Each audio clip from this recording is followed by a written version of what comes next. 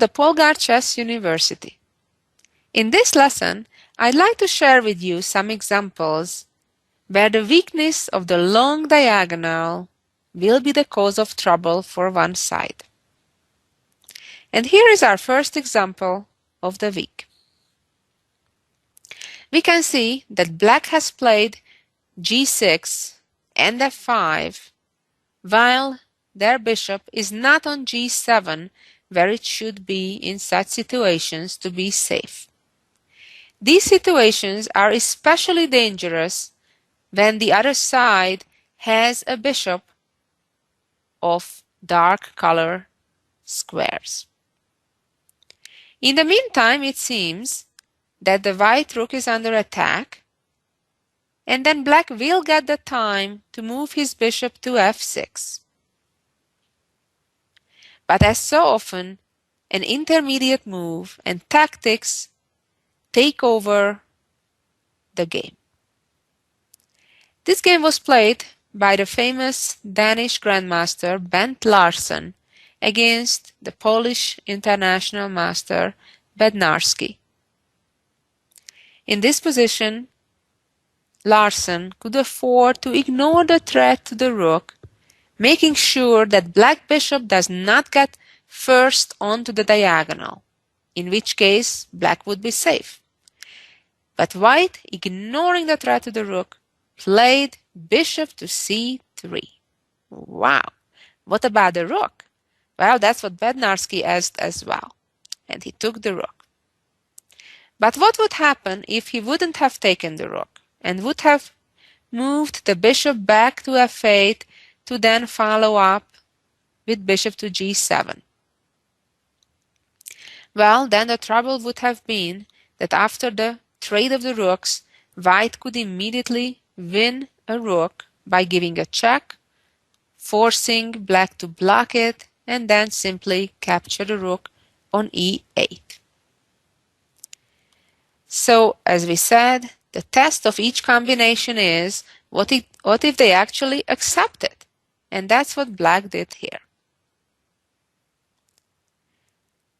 Well, a classic example of the power of having a bishop and a queen on that famous long diagonal when the other side has a weakness by moving that g-pawn up already, like here, to g6. Now White is threatening to checkmate on g7, so Black certainly needs to do something about it. Moving the king to f7 would be no help, because White would immediately check the king and force it back, and Black would be lost. So therefore, in this position, the only option that Black has is to move his bishop from e7 and therewith let the queen from d7 guard the g7 square. However, the problem is that White also threatens to move his queen to h8, even though that's not an immediate checkmate, but as we'll see, it's strong enough to cause a lot of trouble. Now, if the bishop would go to d6, then White would play queen h8, followed by queen takes h7, and after king e6, rook captures. Poor Black king is walking right in the middle of the board, but in this case, the problem is that White actually just wins the rook back and stays a pawn or two ahead. Let's go back to the game where Black actually continued by moving the bishop to f8. And now White continues the same way with a check and continues with rook to f1 check. Now Black has to be very careful to avoid immediate checkmates. For example, if king e6, queen e5 would end the game right away, or after king e7, queen f6 would do the same. Therefore, Black blocked the check with the queen For now, black has 2 rooks for a queen and equal number of pawns, but that will not last for very long, because here comes the checks. Check number 1 and check number 2, and here comes the pawn grabbing check and check and another check, and the queen maneuvers all the way to the corner again to get all the pawns with checks. And another pawn. So with a few well-placed checks, white succeeded to win 3 pawns with the 4th one in view. And black's position is completely hopeless, and in a few moves, black resigned. Let's see the next example, which is a very tactical one. This game is played between Payne and Enquist in 1995. We can see the white bishop and queen again in a nice battery on the long diagonal. But there is a big difference here from the previous position, namely that black hasn't weakened himself yet by playing g6. Nevertheless, again, the power of having 2 of those white pieces on the diagonal will be the decisive factor. And here white played very energetically. The first move was playing knight to f5. This creates various threats that black needs to deal with. If black captures the knight, white would simply capture the bishop and winning an exchange, as now the knight cannot take the bishop because of the checkmate. Let's see some other options. How about if the black bishop captures the white bishop, winning a bishop for now? Then something really pretty comes. Rook captures knight. Again, the black knight is tied down, needing to stay on f6. Queen captures, and knight h6 check. Now if pawn takes, it's quite obvious that after queen takes f6, black has unstoppable threats. But how about if after bishop takes g2, rook takes knight, queen takes, knight h6, the king just moves out to the corner? Well, then comes a very elegant combination by queen takes knight. And of course, if pawn takes, bishop takes, checkmate. And if black would protect, then knight f7, and white will remain with major material advantage. But this is not quite all, because in the actual game, black responded moving out of a potential knight e7 check, moved out his king to the corner. And now white continued with a second beautiful combination, knight captures g7. Black did capture the knight in the game, but let's see what would have happened if black captures the bishop on g2, which was the best option at his disposal.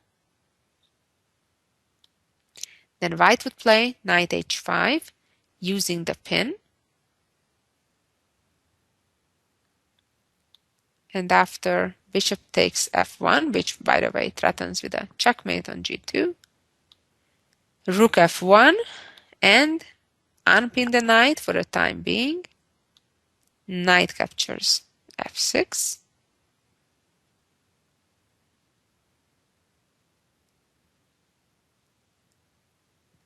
Now if knight captures back, then queen e5, and when queen c6 comes, then white would not capture the knight right away, but would want to keep the queens on the board and would play queen to g5 and then capture the knight with the bishop.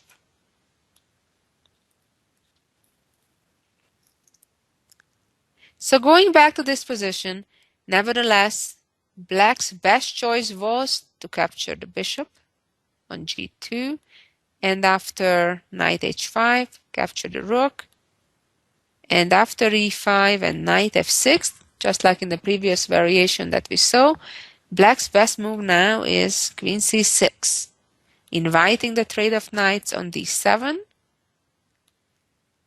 And then after queen takes pawn, Black is able at least to hold on to the game a little bit, even though now White has 3 pawns for the exchange, which gives White objectively a winning advantage, but there would be a whole bunch more moves to be played for White to prove it. Let's get back to this position and see what happened in the actual game after Black accepted the sacrifice on g7. White continued with e4, another energetic move. If now Black moves the bishop away, then White makes a third sacrifice with the rook this time and destroys Black's defense on f6. Therefore, Black did not move the bishop, but played queen b3. Naturally, in such situations, Black's dream is to trade queens, in which case the weakness of the Black king's position is not as important as with queens on the board. Therefore, White doesn't want to trade and moves queen to c1 with the idea to play queen g5. And Black, in fact, resigned in this position. For example, if would play h6, White would capture the bishop, and after e5, the response would be f4 with a deadly attack on that long diagonal. A very impressive combination by the British international master.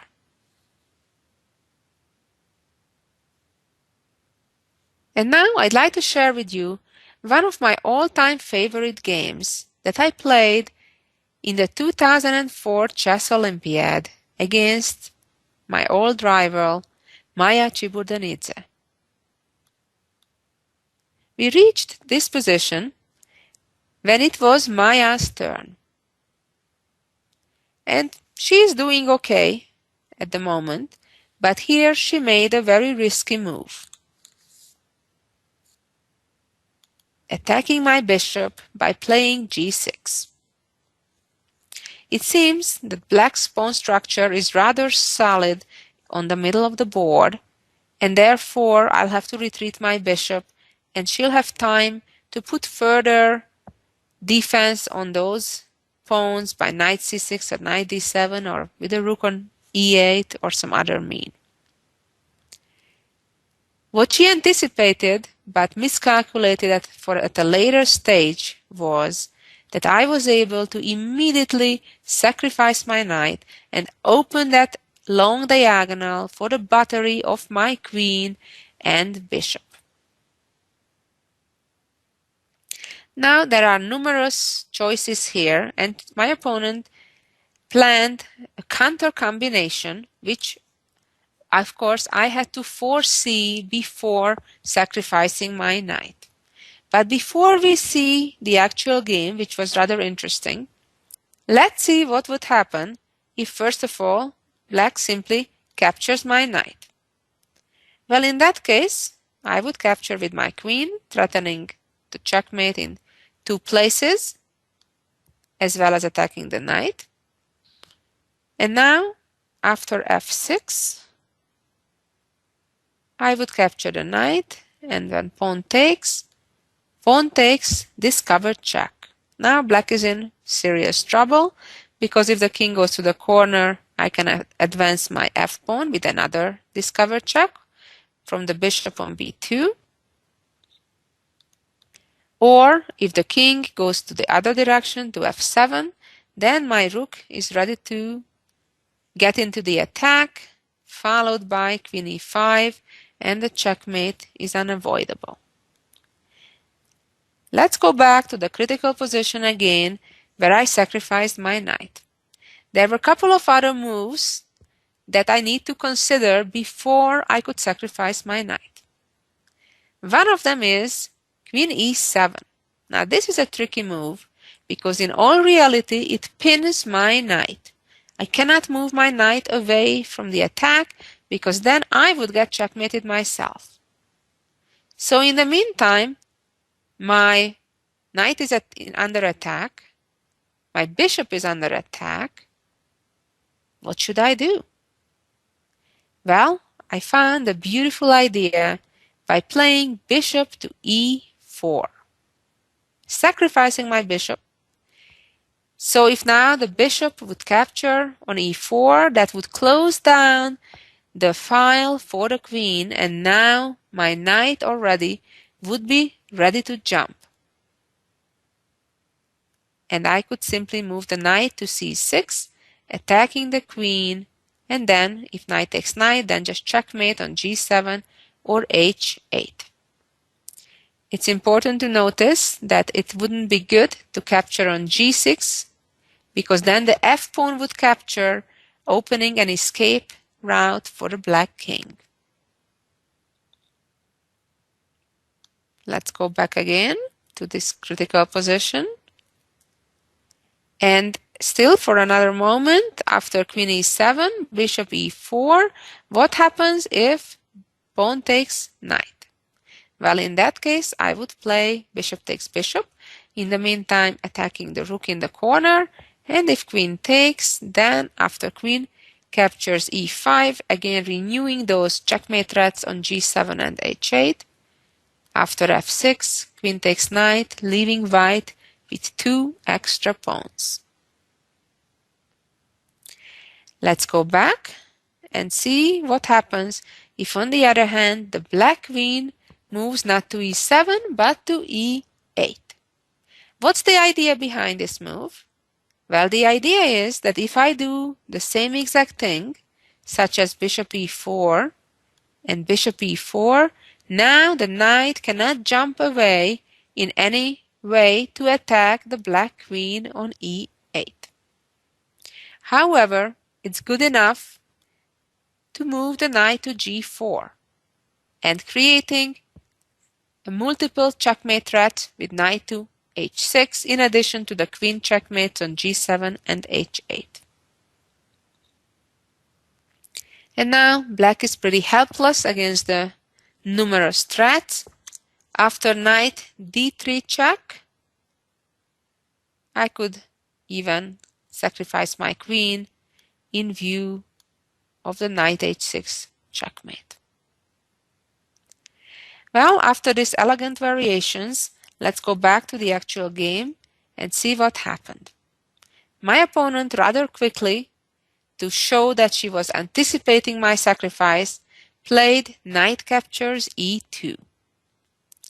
And the following is the idea behind the move, that if I would play king e2, then she would capture my knight, and now my bishop is still hanging on f5, and I'm unable to renew the checkmate threat on g7 and h8 because all of a sudden the rook would pin my queen and black would win. And here came the second combination. I played knight to f7. Now the idea is, of course, to open up that long diagonal again. If rook takes knight, I checkmate right away in the corner. Or if king takes knight, then I planned to check on g7, and after king e8, right away play bishop f6, pretty much trapping the black queen. And if rook takes bishop, then pawn takes rook. Or if black counterattacks with rook f7, then queen g8 check, followed by queen e6, followed by checkmate. Going back to knight f7, my opponent captured my queen on c3. Now again, if I capture the queen on d8, in that case, black would be quite fine, because after rook takes, even though I can save my bishop, it seems, king f8, bishop takes, oops, I'm losing my bishop. So that wouldn't quite work. But my plan was to check on h6. An amazing harmony between the white pieces. King g7, bishop c3. The black king now is trapped, so the only thing black can do is block the check. When bishop took, forking the queen, had no choice but capture, and now capture on h6. At the end of all of this mess that we've just went through in the previous 7 moves or so, white came out and exchanged ahead. As they say, the rest is matter of technique. By the way, what my opponent overlooked, she calculated before she played g6. She thought that in this position, she would still have her rook on f8. She forgot that that rook is already gone. Here, after this beautiful combination that I'm so proud of, I feel very sorry that I missed the final elegance to end the game rather quick. I moved my bishop simply to e6, being an exchange and a pawn up, and in some more moves won the game. I would have much rather noticed timely to play rook b1, in which case black is completely helpless against my queenside rook appearing all of a sudden on the 3rd rank and checkmate on h3. Also, if black would want to stop that checkmate by moving the bishop to f3, wouldn't really help, because after rook b3 and bishop h5, I would trap the rook in the corner. Well, I hope you enjoyed this game that I played in back 2004. And let's see a couple of more tactical examples on the importance of the long diagonal. Here is the next position, which is a game between Grandmasters Kampora and Dreyev. Quite clear again that white has weak squares along the long diagonal near his king. And black found a very nice move, simple but nice. See if you can find the same. And the move is bishop to a8. Now white is in serious trouble, stopping the black queen getting also to that diagonal. For example, if bishop takes rook, queen c6, threatening checkmate in the corner, and after queen e4, a very cute climbing the stair kind of idea, capturing the bishop, and then at the end of the day, getting back to the diagonal after winning material and winning the game. After bishop a8, white in the game continued by capturing the pawn, for the time being preventing the queen to get to the long diagonal without allowing the exchange of the queens. But now the trouble is that the rook went away, attacking the queen, and now either white allows the black queen to get onto the diagonal after queen a6, just rook b6 would continue, or we'll go ahead and force the exchange of the queens, which in this case does not solve white's problems, because the black rook will get onto the second rank right away, and then after rook g2 check, forcing the white king to the corner and into a discovery, and then black is winning easily by capturing the pawn on g3. A simple but very impressive example of the power of a bishop and queen lined up on a long diagonal. Let's see another little tactic on the same theme. In this position, again, we see the black bishop on the long diagonal. We see white having weakened himself by playing g3, and the black queen already on h3. The only holdup is the two knights on that long diagonal. Try to think what's the best way to open the diagonal up so black can checkmate. And here the solution is playing knight g3. If f-pawn captures, black would continue by playing knight d4, threatening checkmate on g2. On the other hand, if after knight g3, bishop f3, which was white's answer in the actual game, black would still play knight d4, threatening with checkmate ideas with knight e2. And now, after pawn takes knight, knight e2 check. And when bishop takes, queen checkmate. Quite convincing. And last but not least, let's see the miracle of the week. In this position, which was composed by the famous composer Kubel in 1925, it's white's turn. Black has the material advantage, and having two passed pawns on the two rook pawns seems that white can only hope to maybe make a draw. Try to sit back, pause, and figure out the correct sequence of moves for white to win in this position. And here is the brilliant answer. Rook takes knight, pawn takes. Queen h7. Now if the king moves to the 8th rank, it's clear that white has a skewer with a check. Therefore, the king needs to go forward. And another check. And yet another check. And king d5. But it seems that white ran out of checks, or at least have maybe one or two more with the queen, but not too many pieces to aid. And then black's material advantage will prevail.